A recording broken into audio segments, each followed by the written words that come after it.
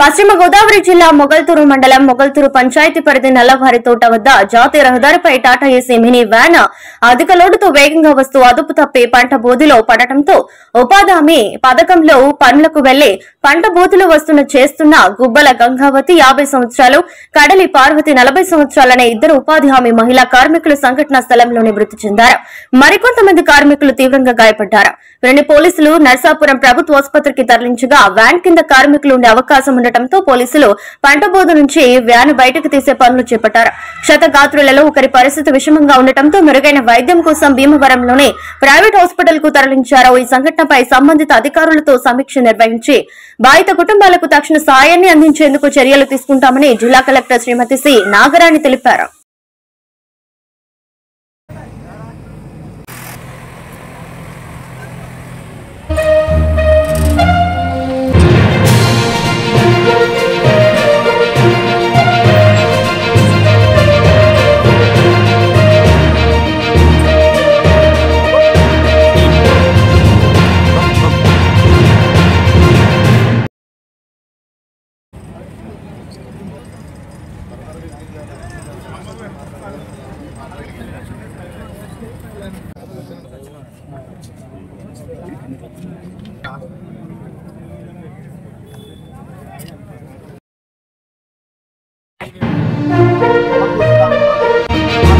సంబంధించి ప్రమాదం చాలా దురదృష్టకరం.